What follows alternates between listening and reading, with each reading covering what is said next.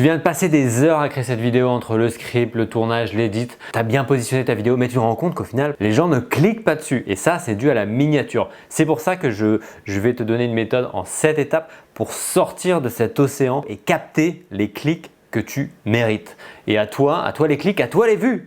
Salut, moi c'est Antoine, ça fait 8 ans que je fais des vidéos pour YouTube et que je gère des chaînes YouTube pour des entreprises. Si tu n'es pas abonné, je t'invite à t'abonner justement pour être au courant des prochaines vidéos et tutos pour maîtriser davantage YouTube et s'en servir comme levier de croissance de performance. Alors la première étape consiste tout simplement à aller faire une recherche. Tu prends ton mot-clé, celui sur lequel tu cherches à te référencer tout simplement sur YouTube. Donc moi en l'occurrence c'est tuto miniature YouTube, donc c'est bon. Je charge, voilà, bon, j'avais déjà chargé. Donc j'ai mes vidéos qui apparaissent et là je suis capable d'analyser les miniatures des personnes qui se référencent sur cette requête. Donc là j'ai une première vidéo tuto comment faire une miniature YouTube avec IA. Donc on voit que clairement la miniature a été générée avec de l'IA. Elle est assez chargée, on a pas mal de miniatures intégrées à cette miniature comme exemple. Ici pareil, au final on voit que c'est généré avec de l'IA. On a une miniature de MrBeast comme ce qu'on avait juste ici en haut. MrBeast qui est le plus grand YouTuber de la plateforme. Ensuite on a une autre miniature qui est mine de rien assez chargée également. Donc elles se ressemblent toutes en fait, on voit clairement qu'elles sont toutes générées plus ou moins avec l'IA. Et nous ce qu'on veut faire du coup c'est sortir de ce qui se fait actuellement sur cette requête. C'est assez simple, il y a un mouvement qui est un peu né de tout ça justement avec l'explosion de l'IA qui s'appelle le néo-minimalisme, qui consiste tout simplement à partir sur une miniature assez minimaliste pour casser avec cette complexité qu'on retrouve sur tous les visuels générés avec IA qui sont souvent très bien finis mais assez chargés visuellement, en termes de couleurs, en termes d'éléments, et donc nous on va sortir de ça. L'étape 2, je vais te demander de faire un petit exercice.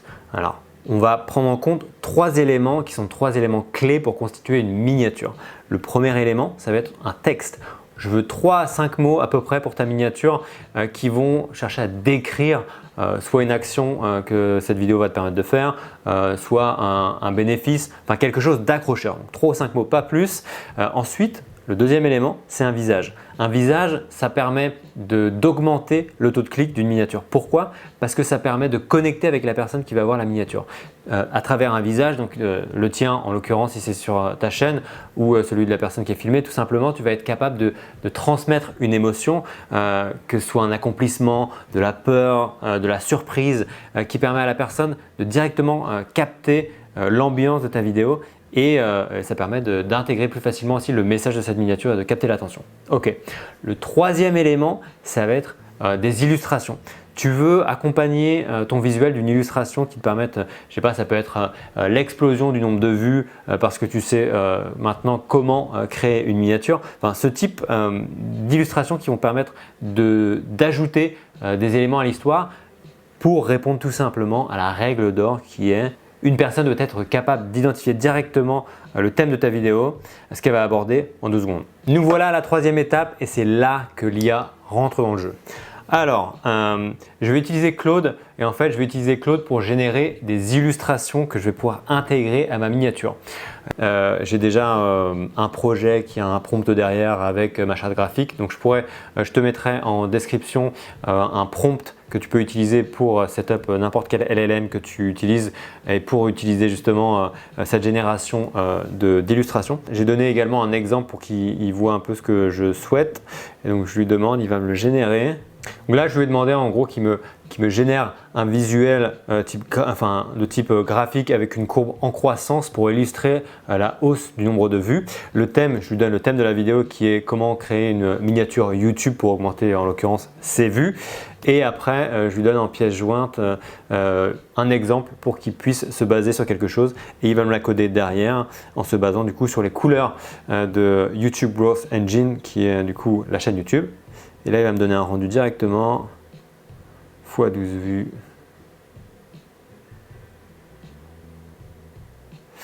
Vue en hausse, x 12 vues.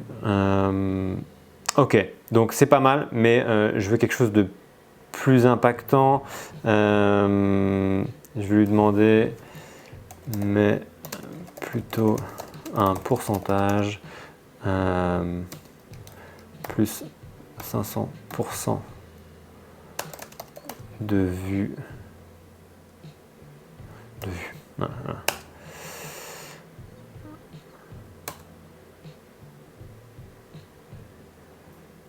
Et je vais rajouter, mais le chiffre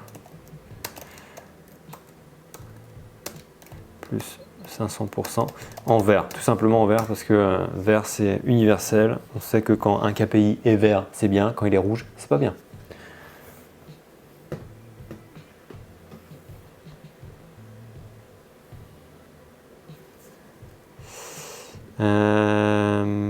Ok, donc il m'a sorti plus 500%. J'ai mon élément graphique, je lui demande sors-le moi au format PNG pour l'importer dans Canva. Voilà. Étape 4 maintenant, on va aller sur Canva pour faire notre miniature. Alors, donc je repars un peu du début, mais là en gros tu vas sur Canva, tu cliques sur créer, miniature YouTube, bon moi je l'avais déjà trouvé, mais tu peux, voilà, quand tu tapes, tu peux trouver des templates de miniature YouTube. Pourquoi Canva? Parce que je pense que même si tu prends la version gratuite ou payante, c'est pas très cher, ça te permet de faire plein de designs pour différents objectifs, si tu veux faire des designs pour ton LinkedIn, etc. Voilà, je prends Canva, tu peux chercher des modèles. Moi, j'en avais déjà trouvé un, celui-ci. Voilà, rien à voir avec ma charte graphique ou avec le style dont je parlais depuis le début qui est néo-minimalisme. Enfin bref, en l'occurrence, je vais dégager plein d'éléments. Du coup, je vais un peu partir de zéro, mais paf, en gros, on va dégager tout ça. Boum, boum. On va garder le personnage. Bon, en l'occurrence, je voulais garder le texte. Voilà, donc ça, je suis désolé, mais c'est ciao. Et je vais m'insérer sur le visuel à la place. Super, tu vois, ça prend littéralement 2 secondes. Donc j'ai ma tête de personne surprise. Surprise par les performances qu'une bonne miniature peut faire sur tes vues. Donc là, c'est parfait. Je peux me réduire un peu, clac. Pareil, le fond, trop chargé. On veut quelque chose, on a dit, de simple. On va y aller vraiment super minimaliste, mais ça fonctionne. Paf, on prend un truc. On va prendre un petit dégradé pour pas avoir quelque chose de trop blanc.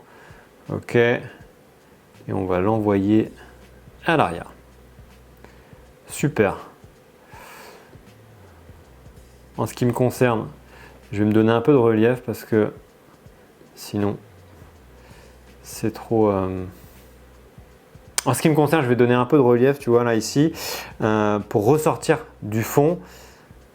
Je peux même jouer un peu là-dessus. On va mettre du blanc pour que ce soit un peu moins sombre, parce que je voulais quelque chose d'assez clair. Je vais ensuite rajouter l'élément que j'ai créé sur Claude. Bon, j'en avais déjà créé un du coup qui est présent ici. Donc je vais utiliser celui-là. Ok. Bon, voilà. Nickel. Ça, je le mets ici. Je le passe pareil. Je le fais reculer d'un cran. Mince. Voilà, très bien. On lui rajoute un effet déposé. C'est un peu plus stylé que juste placarder sur ton visuel. Voilà, j'ai mon illustration. L'idée, c'est que ce soit visible aussi sur mobile. Donc c'est pour ça que je te disais tout à l'heure 3 à 5 mots max parce que tu veux une certaine taille de police pour ton texte, pour tes éléments graphiques. Tu veux que ça se voit facilement sur mobile parce que la plupart des gens regardent les vidéos sur mobile. Donc nickel, paf, ici on est bien. Je vais mettre simplement miniature. J'ai pas cette couleur dans ma charte graphique et j'avoue que j'aime bien rester un peu dans ma charte graphique.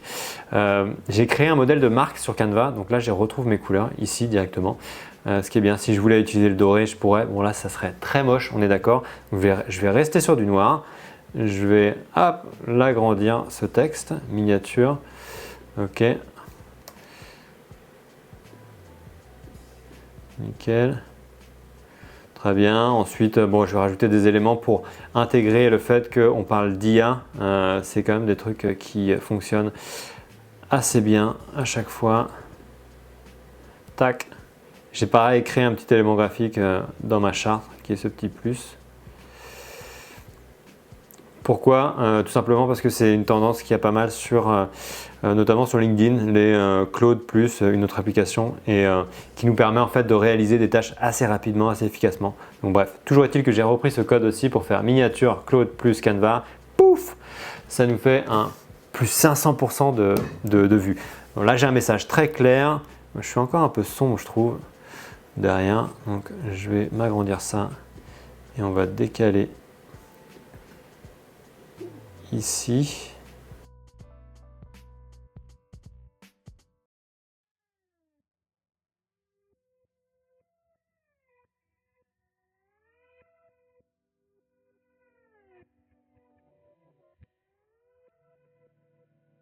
Donc voilà, au final, on a quelque chose de très simple et je te disais que l'idée, c'était vraiment de se dénoter de ce qui se faisait sur cette requête. Donc là, j'ai quelque chose de vraiment différent de ce qu'on avait vu tout à l'heure. Si tu te repenches là-dessus, ma vidéo, elle viendrait vraiment sortir du lot par rapport à ce qui se fait. Donc c'est bon, mission accomplie là-dessus. Donc c'est génial, on a notre miniature et là on passe à l'étape 5. L'étape 5, c'est de créer un A/B test. C'est une fonctionnalité qui est disponible sur YouTube. C'est vraiment dommage si tu ne l'utilises pas parce que ça te permet tout simplement de tester différents visuels et ça va proposer donc les deux options aux différents aux différents spectateurs.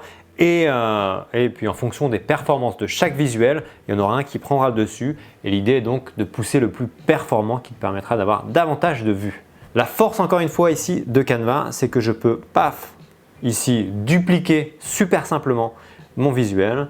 Et donc par exemple, je peux, ok, je vais me dire, je vais faire une autre version sans la partie IA intégrée comme ça. Je vais vraiment focus sur le texte, miniature, ok, comme ça.